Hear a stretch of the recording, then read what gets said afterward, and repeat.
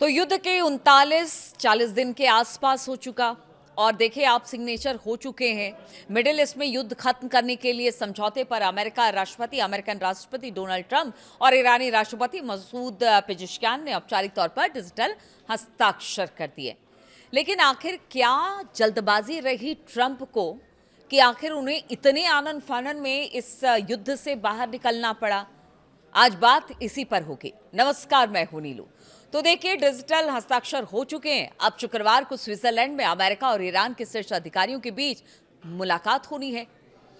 Iran की तरफ से मुख्य वार्ताकार मोहम्मद बाघेर गालिबाफ होंगे, जबकि अमेरिका का प्रतिनिधित्व उपराष्ट्रपति जेडी वेंस करेंगे और राष्ट्रपति ट्रंप के भी इसमें शामिल होने की संभावना है। हालांकि अब पूरी तरह से ये नहीं कहा गया कि वो होंगे शामिल, संभावना जताई गई है। यानी 39 दिनों के बाद अमेरिका ईरान की ज्यादातर शर्तों को मानने के लिए मजबूर हुआ। अब इसके पीछे की वजह क्या है, आज बात इसी पर होगी। अब देखिए आगे इस एमओयू का होगा क्या, कितने दिन टिकेगा, क्या टिकेगा नहीं टिकेगा, ये तो आगे की तरफ हम छोड़ देते हैं। ठीक है, 7 दिन की बातचीत होगी, लेकिन आखिर इतनी जल्दबाजी अमेरिका को क्यों थी कि वो इस युद्ध से निकलना चाहता था? अगर इस युद्ध से अमेरिका नहीं निकलता तो आप समझिए कि उसके सामने एक बड़ा संकट खड़ा हो जाता। और ये संकट क्या था? तो ईरान युद्ध ने सुपर पावर अमेरिका की युद्ध लड़ने की क्षमता की पोल खोल कर रख दी। सवाल यह है कि अगर ईरान सिर्फ 39 दिनों में नाक में दम कर सकता है तो चीन और रूस जैसे देश इसका क्या हाल करेंगे? चीन और रूस के पास तो अमेरिका में घुसकर मारने की क्षमता भी है और एडवांस से एडवांस हथियार भी मौजूद हैं। इसलिए 39 दिनों के इस युद्ध ने बहुत कुछ उजागर करके रख दिया है। अमेरिका के आधुनिक हथियार बेहद असरदार तो हैं, लेकिन हथियारों के बड़े भंडार और तेजी से उनकी भरपाई के बिना लंबे युद्ध में बनाए रखना बड़ा मुश्किल है। और अमेरिका को यह समझ में आ रहा है कि देखिए, आप जिस जगह पर घुसे थे वहां पर युद्ध के मतलब आपको टक्कर देने के लिए इतना जबरदस्त युद्ध किया गया कि आपके पास सामान और हथियारों का जखीरा ही खत्म हो गया। इस लड़ाई से साफ हो गया कि क्वालिटी तो जरूरी है, पर क्वांटिटी की भी जरूरत होनी चाहिए। अमेरिका को यह पता लग गया, क्योंकि जिस तरह से उसके हथियार भंडार खाली हुए हैं उससे अब अमेरिका घबराया हुआ है। डेमोक्रेटिक पार्टी की बात की जाए तो सीनेटर मार्क केली, जो कि अमेरिकी नौसेना के रिटायर्ड कैप्टन और पूर्व एस्ट्रोनॉट भी हैं, उन्होंने स्टॉक कम होने को लेकर सार्वजनिक रूप से चिंता जता दी। और देखिए, इसके बाद जब चिंता उन्होंने जताई है तो ट्रंप बिल्कुल बौखला गए। उनके लोग एकदम बौखला गए कि ये कैसा इंटरव्यू तुमने दे दिया, तुमने तो अमेरिका की पोल खोल कर रख दी। हाल के इंटरव्यू में उन्होंने कहा कि ईरान कैंपेन के बाद tomahawk, patriot, THAAD, interceptor और दूसरे अहम हथियारों के स्टॉक को फिर से बनाने में सालों लग सकते हैं। और ये युद्ध के बीच में उनका ये इंटरव्यू आया था। अब जब ऐसा कोई पूर्व सेना का अधिकारी कहे तो आप समझिए कि वो अंदर तक स्थिति को जानता है, तभी इस तरह की बात कर रहा है।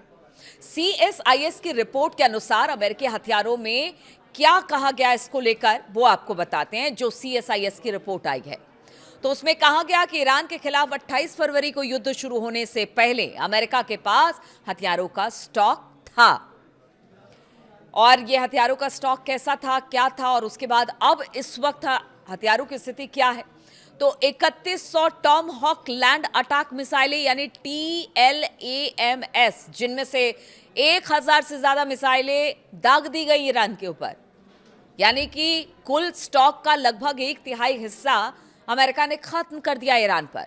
हर साल उत्पादन क्षमता 200 से कम है इस मिसाइल की, यानी 1000 का जो स्टॉक खत्म हुआ उसे भरने में अब अमेरिका को कम से कम 5 साल का वक्त लग जाएगा। और वहीं 400 थर्ड इंटरसेप्टर की बात की जाए तो 190 से 290 का इस्तेमाल इस युद्ध में किया गया। अभी इसका प्रोडक्शन हर साल लगभग 96 है, लेकिन लक्ष्य 400 तक बढ़ाने का है। लेकिन आप देखिए, यहां पर अगर थर्ड मिसाइलें इस तरह से दाग दी गई तो फिर बचा क्या? यानी वहां पर भी शिफर खत्म। और यहां पर भी काम करने की बेहद जरूरत है अमेरिका को। अब 2500 पैट्रियट इंटरसेप्टर की बात करें, जिसमें से करीब करीब 1060 या फिर 1400 के आसपास फायर कर दिए गए इंटरसेप्टर। अभी हर साल लगभग 650 का प्रोडक्शन अमेरिका कर पा रहा है, जिससे अमेरिका को अपने सहयोगियों को बेचना भी पड़ता है, क्योंकि उसने जिस तरह से जो पूरा रायता दुनिया भर में फैलाया है ना, अलग अलग मुल्कों में जिस तरह से हथियार सप्लाई कर रहा है या जिस तरह की स्थिति वहाँ पर युद्ध सी बनी हुई है, उसमें सबसे बड़ा अगर कोई देनदार है तो वो अमेरिका ही है। वो अपने हथियार को बेचता है और वहाँ से कमाई करता है। तो ऐसे में अगर अमेरिका किसी युद्ध में फंसा तो फिर आप समझिए कि मतलब पैसा भी कमाना चाहता है, इधर युद्ध भी लड़ना चाहता है, ये दोनों तो एक साथ नहीं होंगे। इसलिए कहा ये गया कि यहाँ पर कमी हो गई। SM-3 और SM-6 मिसाइलों की बात की जाए तो इनका बहुत ज़्यादा इस्तेमाल हुआ इस युद्ध में। अनुमानित तौर पर करीब 400 में से 250 से ज़्यादा SM और करीब करीब SM-3 190 से 370 और SM-6 इंटरसेप्टर का इस्तेमाल किया। इन्हें युद्ध से पहले के स्तर तक फिर से बनाने में अब 2 साल लगेंगे।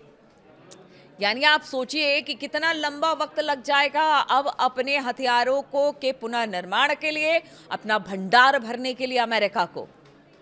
और JASSM क्रूज मिसाइलों की बात की जाए तो 4000 से ज़्यादा के स्टॉक, जैसे करीब 1000 का इस्तेमाल ईरान युद्ध में हो चुका है। यानी 4000 में से 1000 ख़त्म, 3000 बचे। हालांकि इस मिसाइल को लेकर चिंता की बात नहीं है, क्योंकि इसका प्रोडक्शन पहले से अब तेज कर दिया गया है, इसलिए इसको लेकर बहुत ज़्यादा परेशानी नहीं है। अब PRSMS यानी कि प्रिसीजन स्ट्राइक मिसाइल की बात की जाए तो एक नया सिस्टम है जिसकी संख्या युद्ध से पहले 100 थी, अब मुश्किल से मुश्किल हम आपको बता दें कि 30 से 40 बचकर रह गई है, क्योंकि बाकियों का इस्तेमाल ईरान युद्ध में हो चुका है। प्रोडक्शन बढ़ाया जा रहा है, लेकिन अभी भी ये सीमित है, मतलब बहुत तेज़ी के साथ नहीं बढ़ा पा रहे हैं। अब इस रिपोर्ट में कहा गया कि पहले किए गए सैन्य संसाधनों के इस्तेमाल, जैसे कि अमेरिका आप जानते हैं कि लाल सागर में हूथियों से भी लड़ रहा था, क्योंकि हूती लगातार अमेरिका के जो शिप्स हैं उसको टारगेट कर रहे थे और उनके खिलाफ रेड सी में ऑपरेशन चलाया था अमेरिका ने। यूक्रेन और इसराइल को मदद लगातार अमेरिका की तरफ से मिल रहा है, यानी वहां पर भी अमेरिका हथियार बेचने की कोशिश कर रहा है। यूक्रेन को पेट्रियट मिसाइलें देने से भी अमेरिका के भंडार में कमी आई है। सप्लाई चेन की समस्याएं, ज़रूरी पार्ट्स और खनिजों की कमी, पहले कम ऑर्डर मिलने की वजह से, और अमेरिका के लिए हथियारों के स्टॉक को फिर से भरना मुश्किल हो रहा है। तो CSIS की चेतावनी दी है कि फ्रेमवर्क एग्रीमेंट और ज़्यादा प्रोडक्शन के लिए ट्रंप के जोर देने के बावजूद क्षमता का मतलब असल प्रोडक्शन नहीं होता है।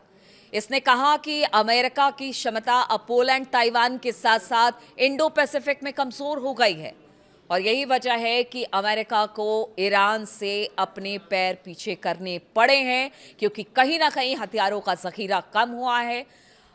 जो अमेरिका है वो कमज़ोर पड़ता दिखाई दिया। अगर कुछ दिन युद्ध और चलता तो शायद अमेरिका को दूसरे देश पर डिपेंड होना पड़ता। जो अमेरिका अब तक अपने हथियारों को दूसरे देशों को बेचता रहा है, उसे दूसरे देश पर डिपेंड होना पड़ता, और पैसा जो जा रहा था वो तो आप समझ ही रहे हैं कि किस तरह से जा रहा है। अब इन तमाम जो कहते हैं ना कि हथियारों के भंडार को अगर भरना है तो अमेरिका को फिर पूरी ताकत के साथ लगना होगा इन मिसाइलों और जितने थर्ड सिस्टम है बाकी सब चीज़ों को भरने के लिए। और ऐसे में अगर आप समझिए कि एक तरफ रूस है, एक तरफ चाइना है, और किस तरह से चुनौती अमेरिका को हमेशा से मिलती रही है, ऐसे में वो कमज़ोर कभी नहीं पड़ेगा। महाशक्ति है, महाशक्ति तो कभी कमज़ोर होती ही नहीं। इसी दम के साथ अमेरिका लगातार आगे बढ़ता है और कहीं ना कहीं वो अपनी मनमानी भी करता है। तो ऐसे में ईरान ने बता दिया कि आप भले महाशक्ति हों, लेकिन जिस तरह की तैयारी आपकी थी उससे कहीं बेहतर तैयारी हम थी। हम छोटे थे, हमारे पास संसाधन कम थे, लेकिन हमारी तैयारी थी क्योंकि हमें पता था कि हमारे दुश्मन बहुत है और हमें उनसे लड़ना है। शायद अमेरिका को इस बात का अंदाज़ा नहीं था। उसे लग रहा था कि बातचीत से या फिर एक तरह से कह लीजिए कि हड़काने से या किसी तरह से डराने से सामने वाला डर जाएगा, तो ऐसा हुआ नहीं। एक लंबी लड़ाई चली जिससे कि अमेरिका कमज़ोर हुआ हथियारों के मामले में। इसीलिए ना चाहते हुए भी ट्रंप को अपने कदम पीछे खींचने पड़े। पैसों की बर्बादी अलग, वहाँ पर इलेक्शन में जाना है सो अलग, वहाँ पर भी पैसा खर्च होगा वो अलग, और हथियार तो जो थे वो तो कम तो थे ही। तो बहुत सारे कारण इस युद्ध से पीछे हटने के।